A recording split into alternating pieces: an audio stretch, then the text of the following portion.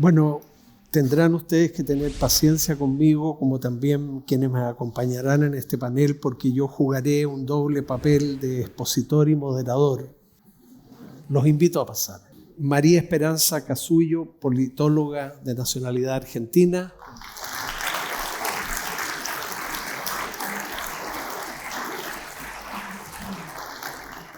Eliane Brum, periodista, escritora, documentalista brasileña. Y finalmente Pablo Raceto, doctor en ciencias biológicas.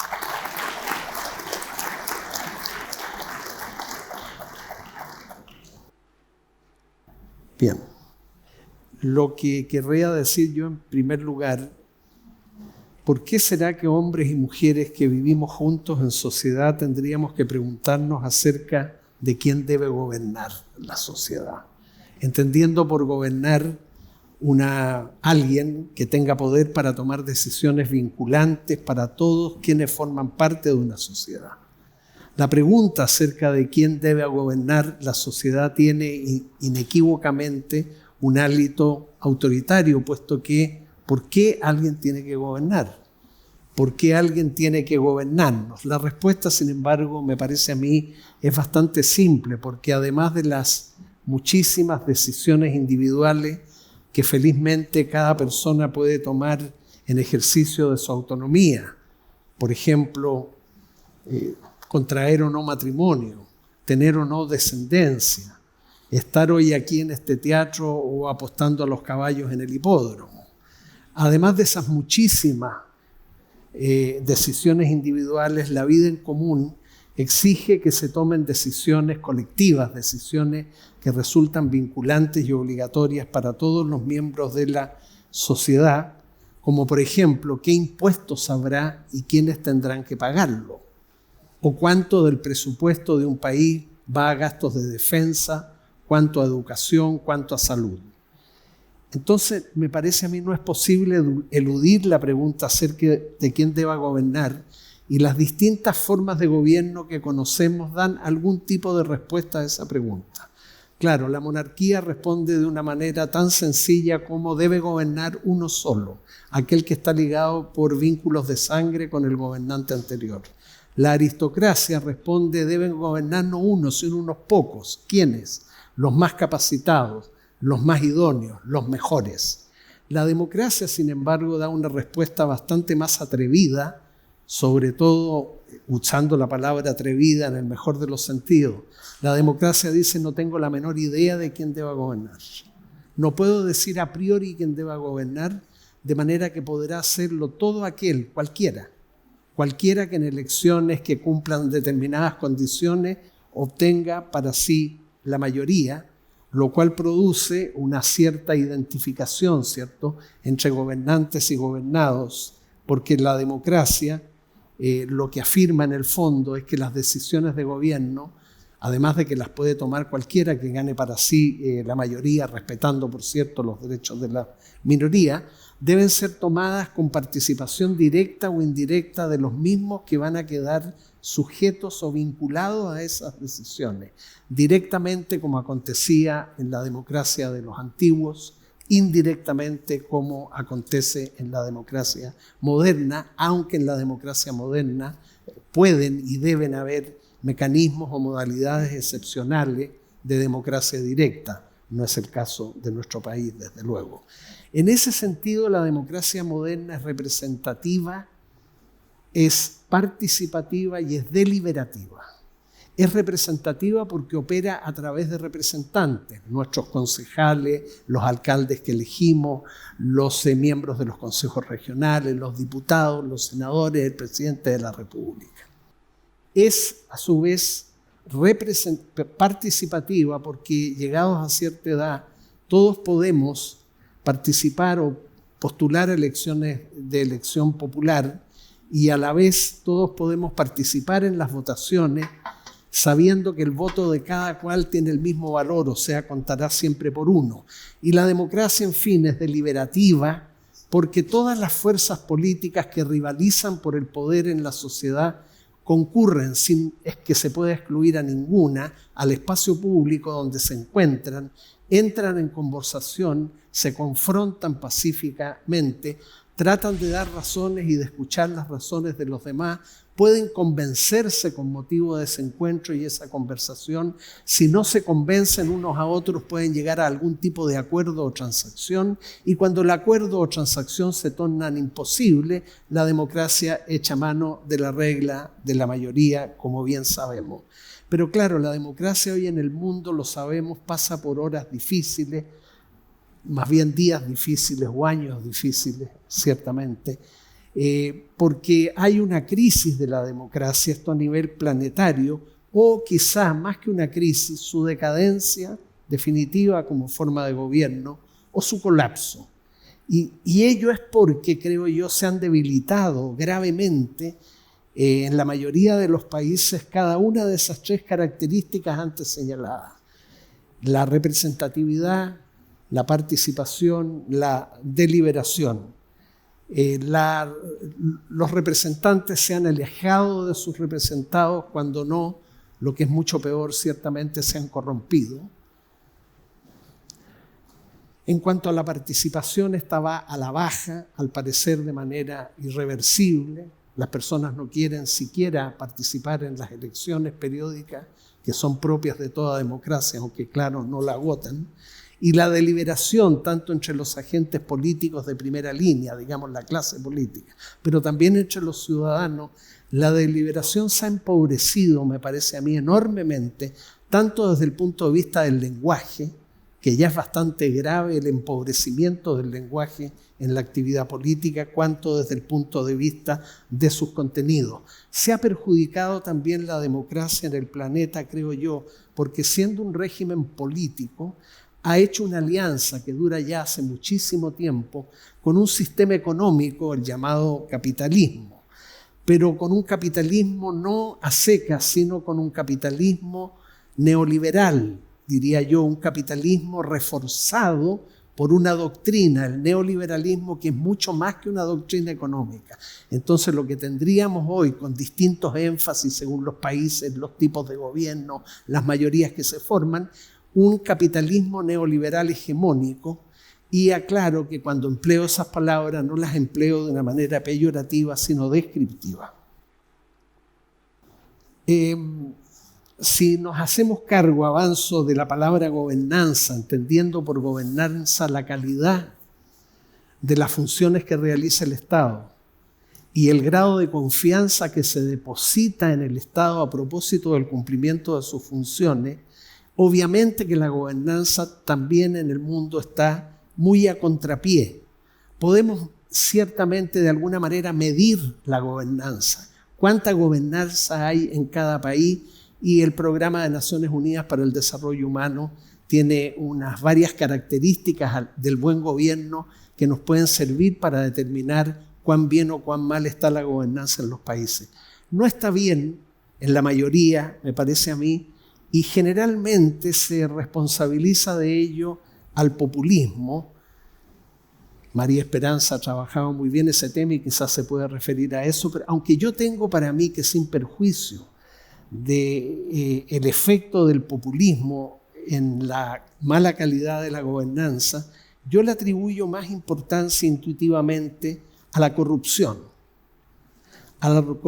que en distintos grados afecta a las élites políticas y económicas, tanto al interior de los países como en eso que llamamos mundo globalizado. Es más, a mí me parece que el populismo, sea de izquierdas o de derecha, suele ser hijo de la corrupción. Y la consiguiente ira, si no furia, que ella produce en la población, es porque además de las carencias, que son muchas a veces, en el acceso a bienes indispensables para que las personas puedan llevar una vida segura, una vida digna, una vida autónoma en salud, educación, vivienda, previsión, además de eso, las personas que padecen desigualdades en ese sentido, carencias graves, se dan cuenta que otros, una minoría, tiene un acceso prácticamente ilimitado a esos mismos bienes y a otros bienes que ya no son ni siquiera básicos. asisten al incremento incesante de la riqueza de unos pocos, y de unos pocos que a veces incluso para ser más ricos, para acumular patrimonio, pasan por encima de las normas jurídicas y pasan por encima de los criterios o pautas éticas que se les exigirían. Yo digo que en cierto modo el populismo es hijo de la corrupción, porque fíjense ustedes, la figura publicitaria más habitual de los movimientos populistas es la escoba.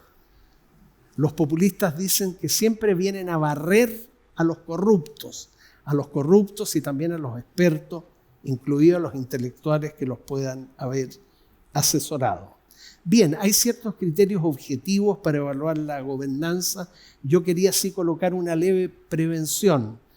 Debemos preocuparnos de la gobernanza, que la haya en los países y de calidad, pero debemos preocuparnos más de que haya democracia. A veces en nombre de la gobernanza, es decir, de la calidad que yo mencionaba antes, se pasa por encima de reglas de la democracia. Cuidado con eso, porque en Chile fuimos durante muchos años víctimas de que en nombre de la gobernanza tuviéramos una democracia groseramente limitada, como fue la que heredamos de la dictadura militar. Y otra prevención, ya termino, que quiero hacer es que la gobernanza también se ve perjudicada cuando, habiendo hecho la democracia y haciendo permanentemente ciertas promesas que muchas veces no cumple, que cumple mal, que cumple parcialmente, que no cumple del todo, en fin, a veces se atribuye a la democracia una promesa completamente disparatada, la de hacer felices a las personas. Hay líderes políticos que postulan a cargos de representación popular en nombre del derecho de las personas a ser felices y sugieren, a mi juicio disparatadamente, que el Estado, en la misión del Estado, lejos de proveer bienestar a las personas y desarrollo en los países, lo que les debe proveer es felicidad. A veces se deja caer sobre el Estado de manera absurda el peso y por los propios agentes políticos de que su cometido es hacernos felices. ¿Quién de nosotros dejaría su libertad en manos su felicidad en manos del Estado? La felicidad es algo enteramente íntimo, subjetivo, se busca por los más variados caminos, por supuesto que siempre respetando a los demás y no dañándolos.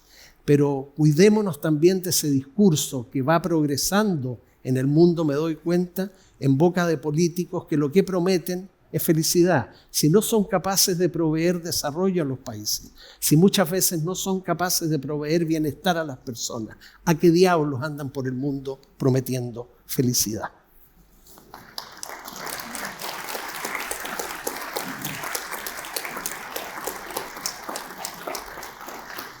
Termino ahora sí con otra prevención.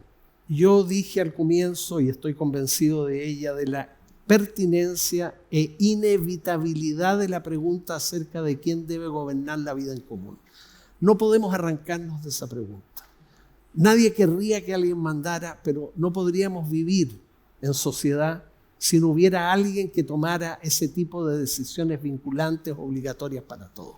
Alguien tiene que mandar.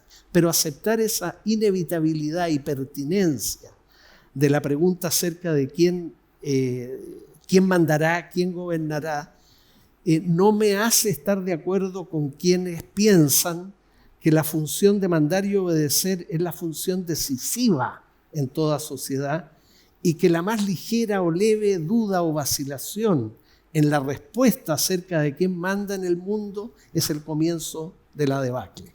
O sea, reconozco que la pregunta es importante, inevitable, pertinente, pero cuidado con ponerse a marchar detrás de las banderas de los que mandan, cuidado con ponernos a glorificar el mando, promoviendo la obediencia incondicional como si todos tuviéramos que ir detrás de las banderas de aquellos que mandan.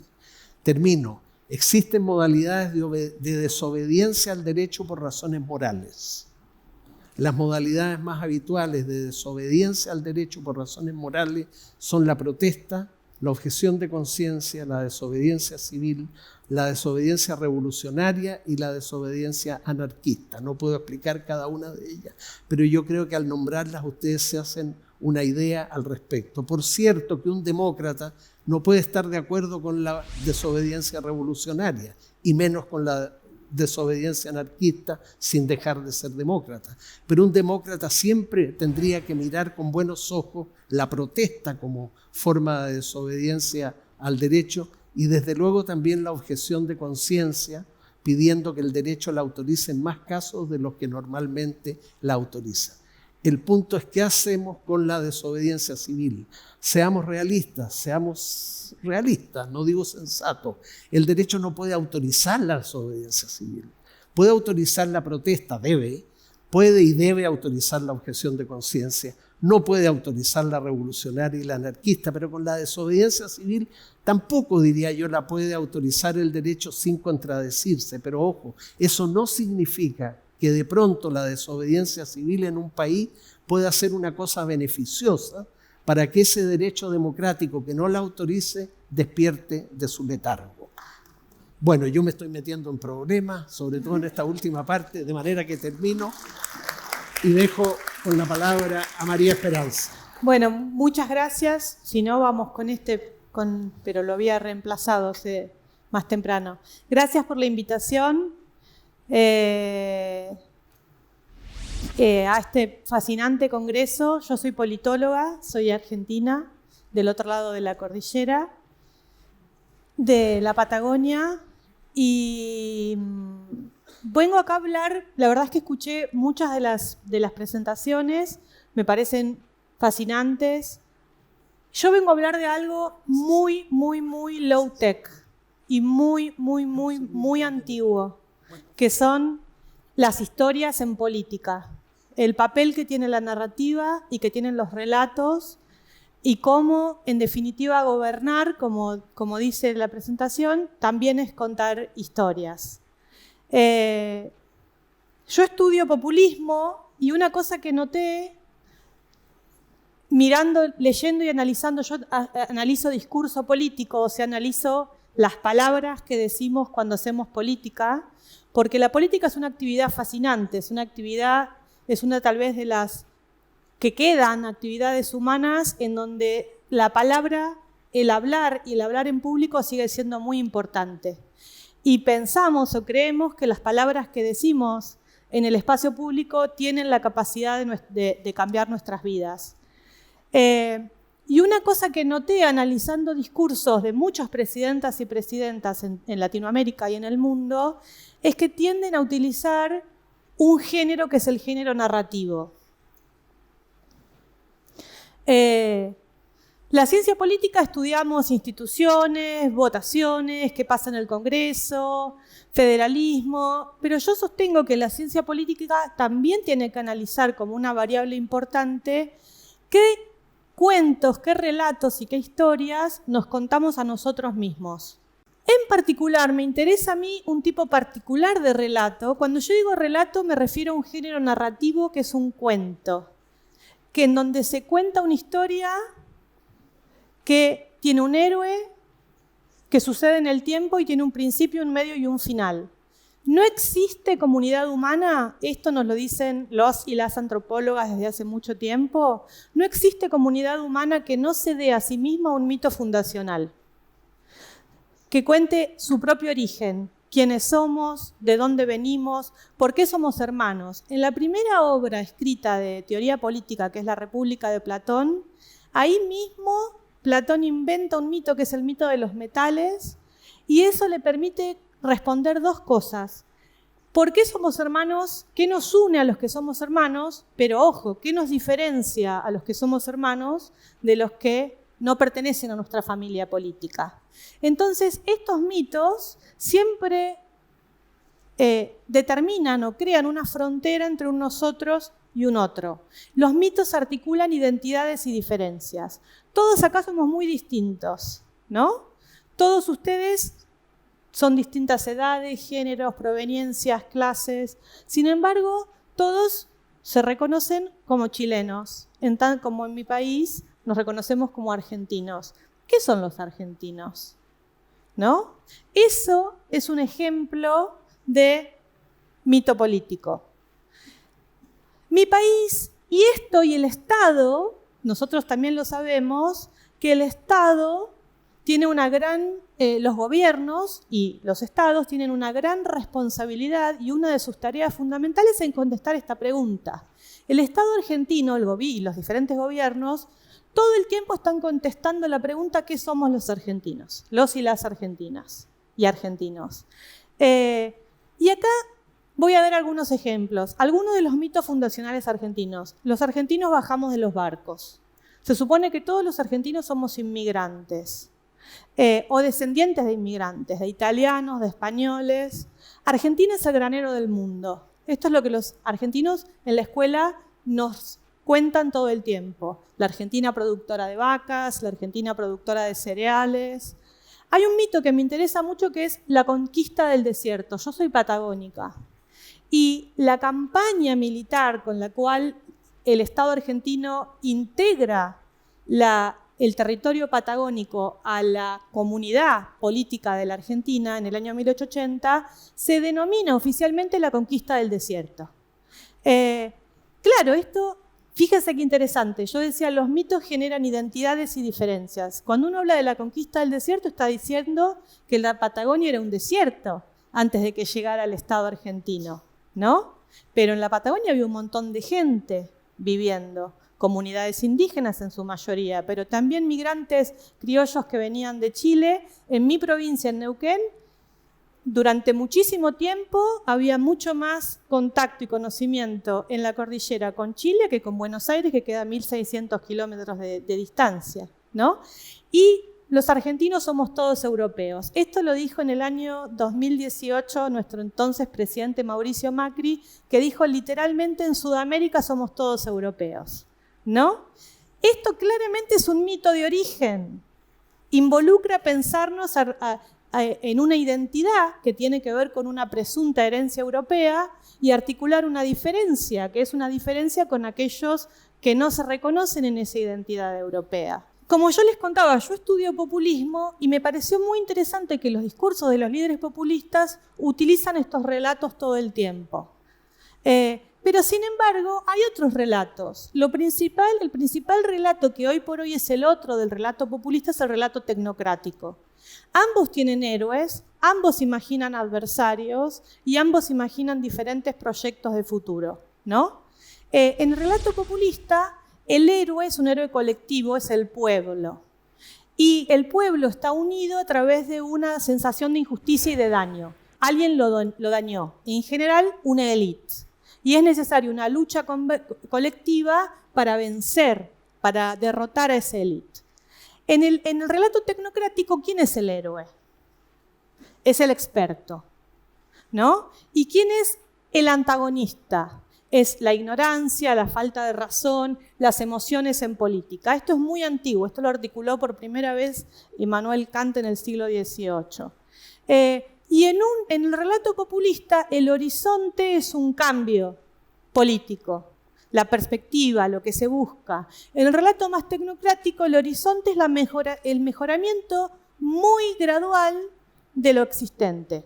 Claro, cuando uno habla del relato argentino como los relatos, vuelvo a repetir, cuando yo cuento esto, en general la primera pregunta que se me hace es, bueno, pero estos relatos son mentira muchas veces.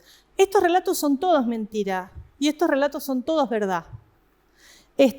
Todos estos mitos están basados en elementos de verdad. Es cierto, Argentina en 1910 era uno de los 4 o 5 mayores productores agropecuarios del mundo. Ahora, también es cierto que no lo fue más desde los 40 y no lo volvió a hacer. ¿Por qué no seguimos pensando como granero del mundo? Cuando uno articula estos mitos, es interesante pensar quién está incluido y quién está excluido, ¿no? Estas figuras que vemos en estas imágenes son figuras que no están incluidas en el mito fundacional de los argentinos como todos europeos que bajamos de los barcos, ¿no? Esa foto, la primera son 2 personas de etnia mapuche en la Patagonia alrededor de 1900. Me parece, es una de mis fotos preferidas porque eso es lo único que uno necesita en la Patagonia. Un asador, un poco de carne, una pava y un mate, ¿no? O sea, eso es excelente. Lo segundo es una organización de ahora de descendientes afroargentinos y afroargentinas, que es una población históricamente negada en la Argentina.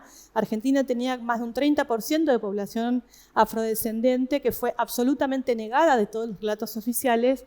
Y esta me interesa porque es una marcha sindical de la década del 60 en donde uno puede ver que toda la vanguardia son mujeres, ¿no? Mujeres trabajadoras. Siempre estuvimos ahí, pero no somos parte en general de los relatos. Con esto termino. Yo tengo la sensación de que muchas de estas crisis políticas que estamos viviendo en nuestra región tienen que ver con un proceso en el cual hay sectores de la sociedad que estamos diciendo reivindicamos nuestro derecho a participar en la conformación, a darnos respuesta, a participar en la conformación de una respuesta a la pregunta ¿quiénes somos? ¿Quiénes somos los y las chilenos? ¿Quiénes somos los y las argentinos? Y gobernar Latinoamérica hoy es crear también las condiciones para que más personas, más grupos, más identidades y más demandas puedan participar de los procesos de creación de estos relatos. Oliver Sacks y las neurociencias nos enseñan también que cada persona, todo el tiempo estamos relatándonos a nosotros en nuestra cabeza quiénes somos. Estamos tratando de responder a la respuesta ¿quién soy? ¿Cuál? Y necesitamos respuestas que nos hagan sentido.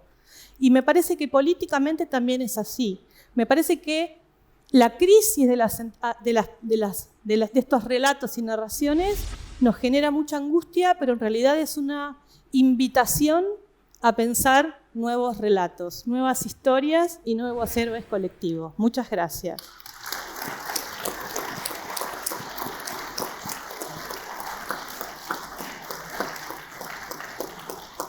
Eliane, tu momento. Olá, eu sou brasileira, eu falo português, então eu vim contar para vocês sobre um movimento chamado Amazônia Centro do Mundo. Esse movimento, que é também um conceito, iniciou-se em novembro na Floresta Profunda. Esse movimento, que é também uma insurreição, propõe um deslocamento geopolítico crucial para a sobrevivência da nossa espécie na única casa que temos. E faz um chamado para as pessoas de todo o planeta se unirem à causa global de salvar a floresta, para que a floresta continue nos salvando. A Amazônia, Centro do Mundo, não é um título retórico ou uma frase de efeito. A Amazônia é o centro do mundo. E eu vou explicar o porquê. Pensem que uma árvore grande da floresta é capaz de lançar até 1.000 litros de água por dia na atmosfera. 1.000 litros. É o que os cientistas chamam de rios voadores. A cada 24 horas, a floresta inteira lança na atmosfera 20 trilhões de litros de água, um rio maior do que o Amazonas. E como a floresta faz isso? Transpirando. Agora, no verão chileno, a gente transpira quando não há ar-condicionado. É um incômodo. Mas quando a floresta transpira, ela salva o mundo. Se a ciência não estivesse tão longe da vida cotidiana da maioria, seria possível perceber que esse processo da natureza é tão ou mais extraordinário do que uma poesia do Pablo Neruda, um tango do Piazzolla ou uma pintura da Frida Kahlo. É uma obra-prima da natureza que se reedita a cada 24 horas. É uma tecnologia extremamente avançada que nenhum humano e também nenhum supercomputador, nenhuma inteligência artificial é capaz de reproduzir ou mesmo alcançar. Não há nada mais sofisticado e complexo que a natureza. Parem por um segundo e percebam a magnitude dessa experiência cotidiana. A floresta sua, a floresta transpira e salva o planeta todos os dias. É lindo.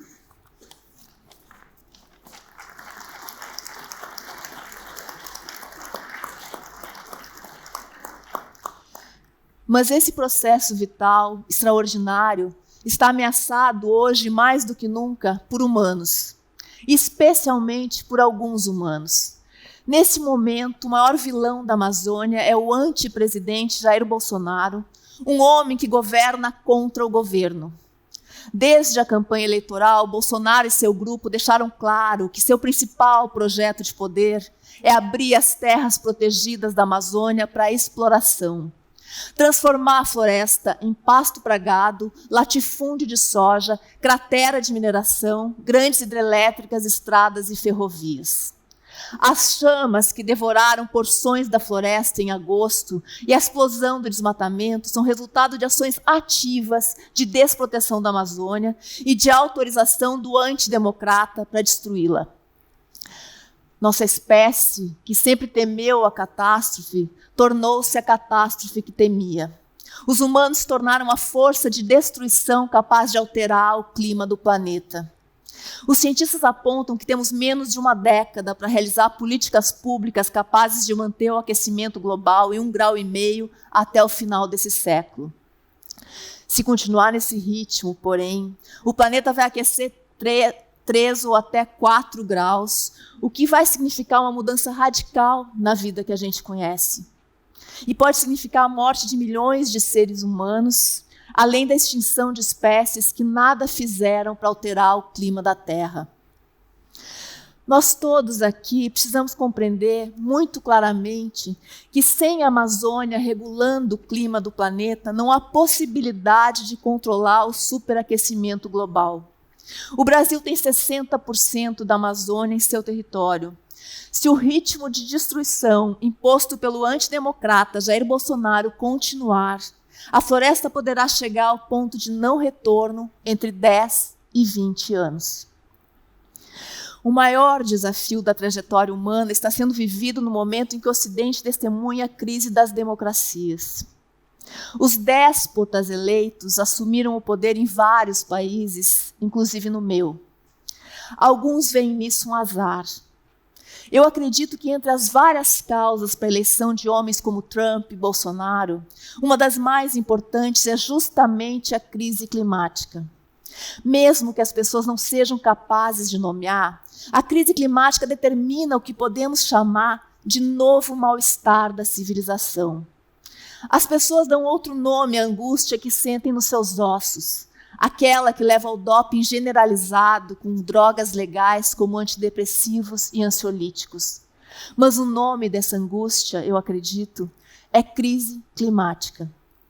É insegurança sobre o futuro que, paradoxalmente, faz com que sejam eleitos homens, e não por acaso são homens, que mentem para falsificar um passado que nunca existiu e um presente em que as fake news são mais palatáveis que a verdade difícil.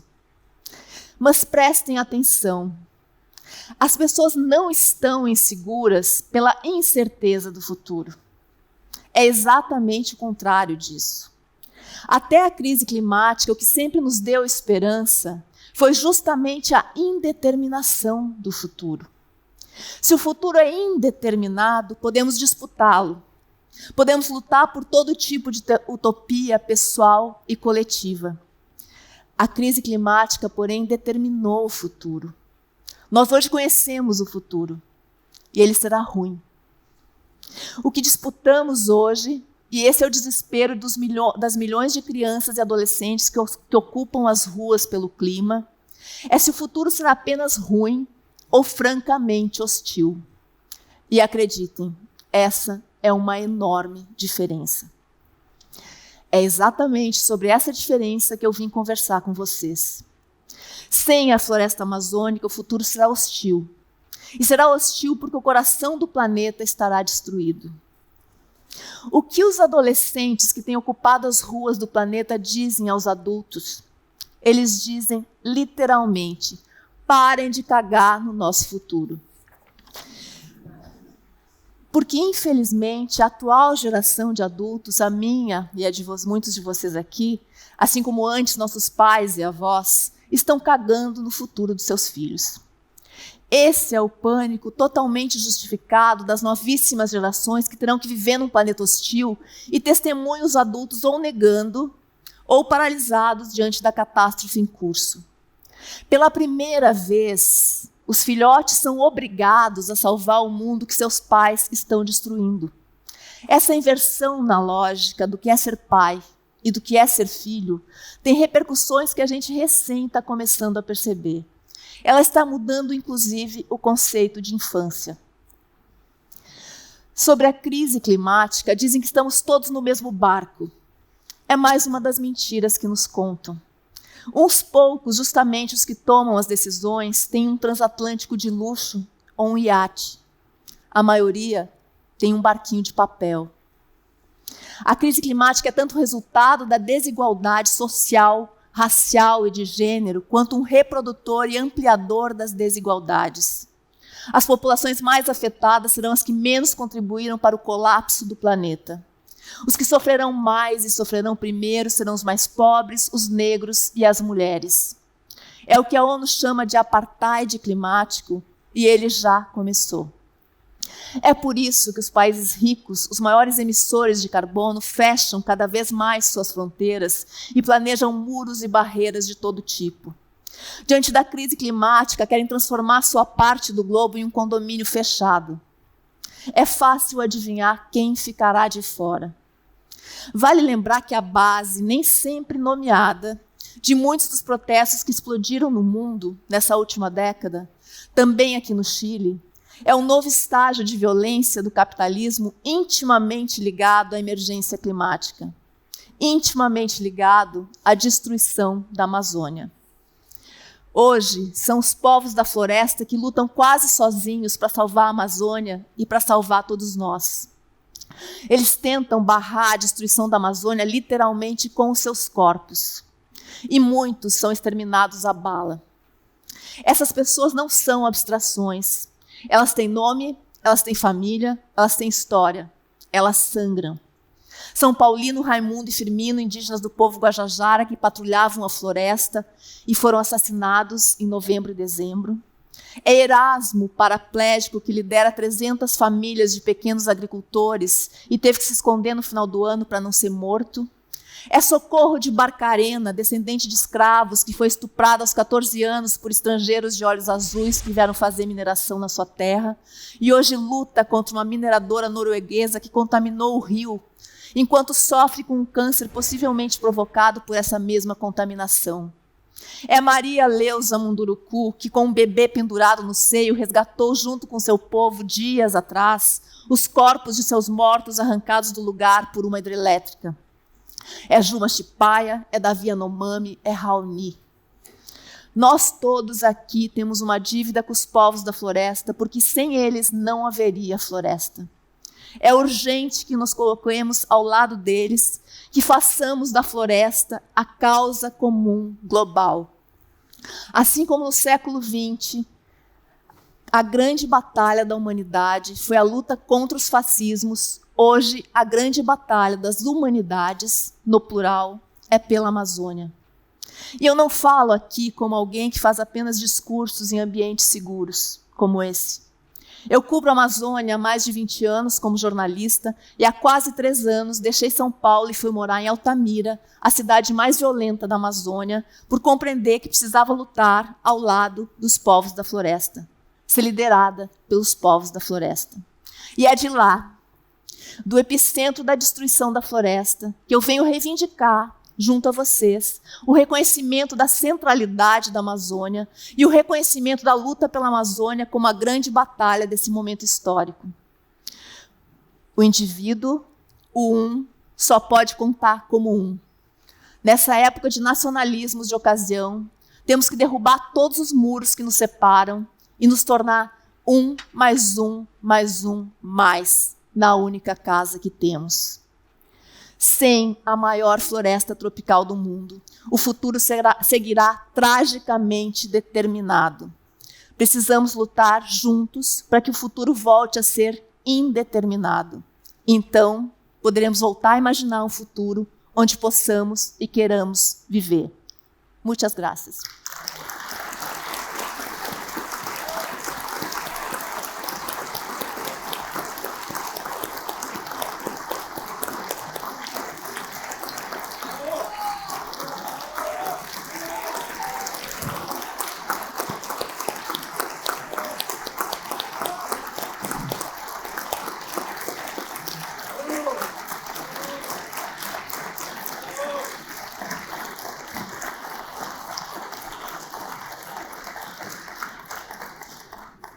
Muchas gracias, Elian, por tu magnífica presentación. El tiempo de Pablo Raceto. Gracias. Difícil hablar después de esto, pero voy a tratar de ir al grano. Quiero hablar de gobernabilidad y política de la persuasión, centrado en la realidad chilena, pero claramente yo creo que esto es aplicable a cualquier país, y creo que particularmente a Latinoamérica. Y para tener una visión global, parto con la última encuesta CADEM de esta semana. Se le pregunta a una muestra representativa de chilenos: ¿usted cree que la crisis que está viviendo el país es principalmente la expresión de un descontento social generalizado, un problema de orden público y de grupos violentistas organizados? Ambas no saben o responden. Fíjense la respuesta. La primera barrita es del principio de todo este movimiento y la última es de ahora. Y más de 2/3 de la población chilena, ya representativa, piensa que este es un problema de la expresión de un descontento social generalizado y que no es un problema de orden público y de grupos violentistas organizados. Solamente un pequeño porcentaje piensa que son las dos cosas. Segundo dato, no tan académico, es un viral que llegó a mis manos en diciembre, pero que resume bastante bien el conjunto de cosas, escándalos, la mayor parte, que han sucedido en corto tiempo y que han sido parte de lo que ha gatillado todo esto. Con PIN, AFP, ISAPRE, FONASA, colusión de farmacia, colusión papel confort, colusión del precio del pollo, falta la colusión de los salmones, perdonazo a la Polar, Johnson, ITES, Milico Gate, Paco Gate, falta Ciencia Gate, TPP-11, crisis ambiental, Quintero, Punchocaí, etc. Fíjense todas las cosas, ¿ya? CAE, caso Rix, caso Penta, caso Tsukimich, medidor inteligente, pedofilia en la iglesia, impunidad, etc. Ya es una gran cantidad de cosas que han pasado en corto tiempo. Esto como un panorama general. ¿Esto qué generó? Bueno, todos lo sabemos, un tremendo movimiento popular gigantesco, ya que continúa hasta la actualidad y que ha tenido elementos pacíficos y elementos violentos. Y bien interesante esto, que pese a los elementos violentos y a la inseguridad e incertidumbre que genera cualquier crisis, la mayor parte de los chilenos, fíjense que más de 3/5, ya sigue siendo mayoría cualificada, está de acuerdo con que continúen las movilizaciones y marchas. Fíjense lo que significa que la mayoría cualificada en Chile, 2/3 y 3/5, considera que este es un problema de descontento social generalizado y está de acuerdo con que continúen las marchas. Esto es un fenómeno muy particular, ¿ya? En la historia de Chile, yo creo que a nivel mundial. Entonces lo que a muchos nos pasa, y se ha discutido, le han preguntado al presidente Piñera: oye, pero ¿y no será que lo que falta es un cambio estructural? Ya no ciertas medidas, ¿sí? Partir con la Constitución es un buen comienzo, pero solamente un comienzo, no es un modelo nuevo. Y la pregunta que hago acá es, bueno, ¿es posible? ¿Ya? Y si fuera posible, ¿cómo? Aquí vienen dos conceptos claves, ¿cierto? El que nos convoca hoy día, que es la gobernabilidad. Hay muchas definiciones, pero todas implican que exista conservación o transformación social sin que se pierda el orden social, sin que haya una crisis, ya que quede la escoba. Y otro concepto clave es el hecho de que la sociedad es un sistema complejo, ¿ya? Hay muchas definiciones de complejidad también, pero todas implican que las transformaciones estructurales, es decir, las transformaciones importantes a los sistemas complejos, no ocurren así nomás, ¿ya? Un organismo es un ejemplo de sistema complejo y partimos como un cigoto, ¿cierto? Un embrión, un feto, una guagua. Esos son cambios estructurales enormes, pero no ocurren así nomás, ¿ya? Hay patrones, ¿ya? Que se conservan. Entonces, bueno, les planteo aquí la tesis de Gramsci al respecto. Antonio Gramsci, un pensador italiano que se dedicó a estudiar, bueno, cómo ha sido, ¿ya? Cómo han ocurrido los grandes cambios estructurales en la historia. ¿Ya? ¿Cuáles son estos patrones en que han ocurrido los cambios estructurales? Particularmente cuando partieron por ser un movimiento popular, ¿ya? Que expresaba necesidades ciudadanas, que es lo que estamos ahora en la actualidad. ¿Ya? Y él dice, hay dos grandes patrones.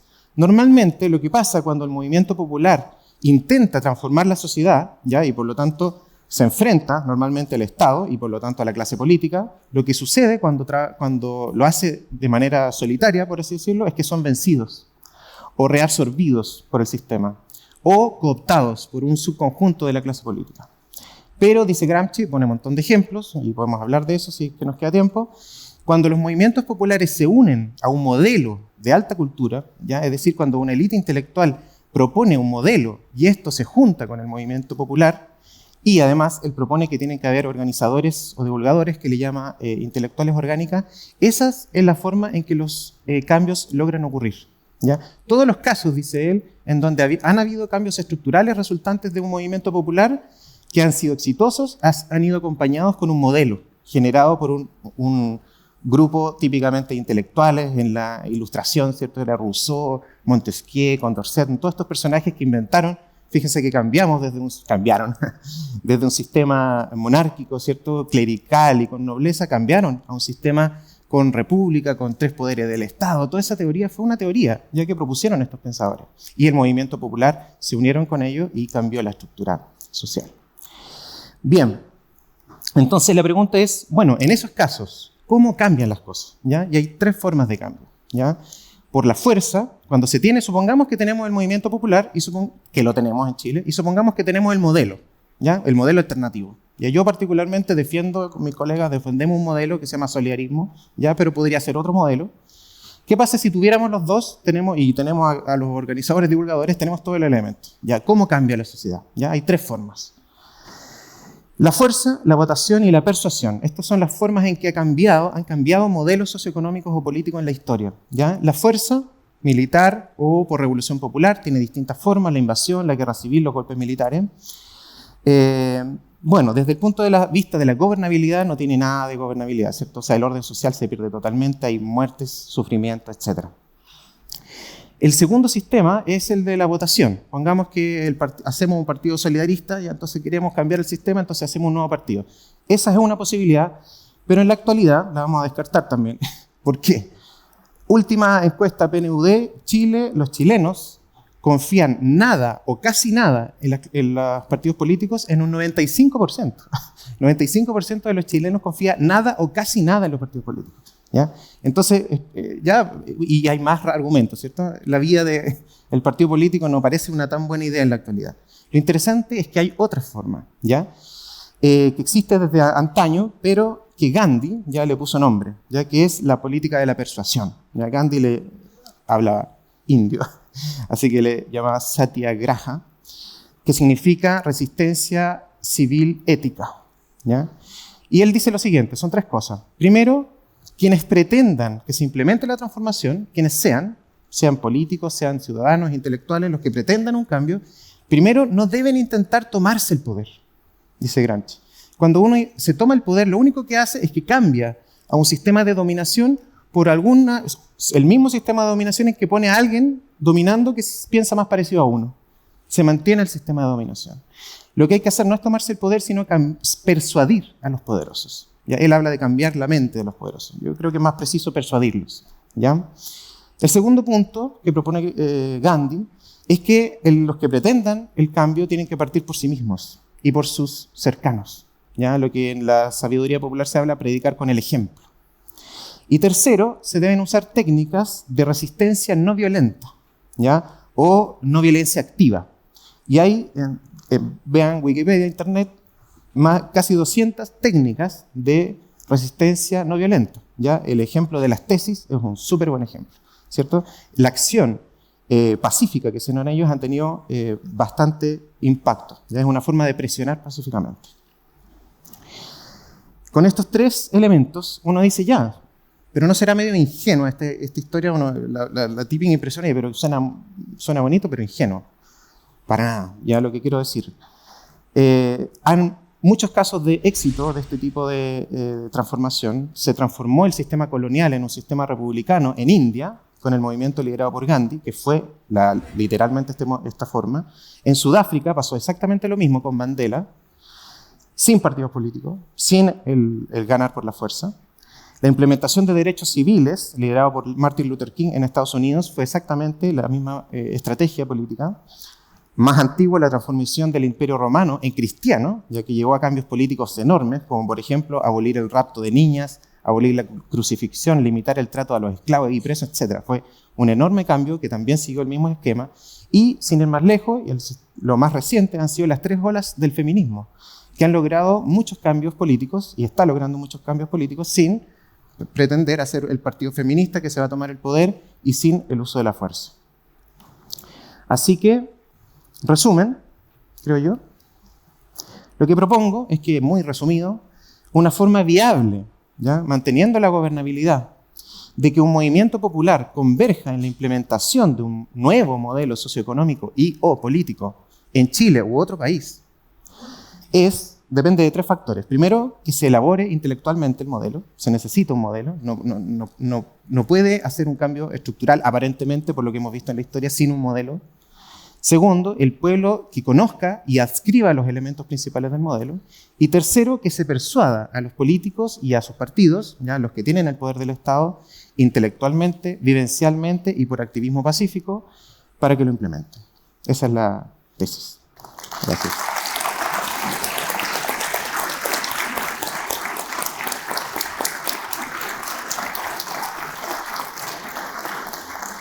Muchas gracias, Paulo.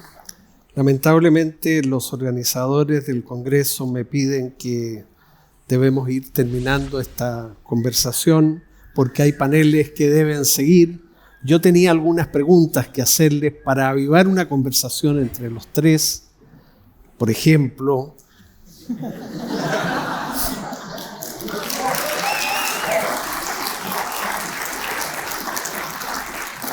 pero no va a poder tener lugar la conversación, lamentablemente. Pero podemos seguir pensando y conversando nosotros. Fíjense, seamos comprensivos también con el público que tiene que asistir a lo que sigue. Pero si los mitos no podrán ser los mitos, como se dice, mentiras que sin embargo nos hacen conocer o acercarnos a la verdad. No me contestes porque los organizadores me van a retar. Pero a veces los mitos pueden servir. Mira la pregunta, política 100%. ¿Tuvo que ver en la elección de Bolsonaro el fenómeno de la corrupción? Es decir, la mayoría de los brasileños votaron libremente por Bolsonaro porque era populista o por la corrupción de los gobiernos anteriores. No me puedes contestar. Y, bueno, para Paulo tendría otras preguntas. Es muy atractivo, creo, interpretarlos a todos, que él hable de una respuesta solidarista. Ahí la palabra solidaridad no es casual, ¿no? Octavio Paz decía, la gran ausente de las sociedades capitalistas contemporáneas, Octavio Paz, que era un poeta de ideas más bien de derecha, es la fraternidad, que en clave laica uno sustituye por la palabra más bien solidaridad, ¿no? Y nuestro deber, decía Octavio Paz, es redescubrir la fraternidad o solidaridad y practicarla. A ver, yo me excuso ante ustedes a nombre del Congreso por no poder seguir la conversación y ante ustedes, pero creo que ninguno de los presentes, y menos ustedes 3, tendrían reparos en que terminemos con esa idea de Octavio Paz. El deber nuestro en Chile hoy día especialmente es redescubrir la solidaridad y empezar a practicarla. Muchas gracias.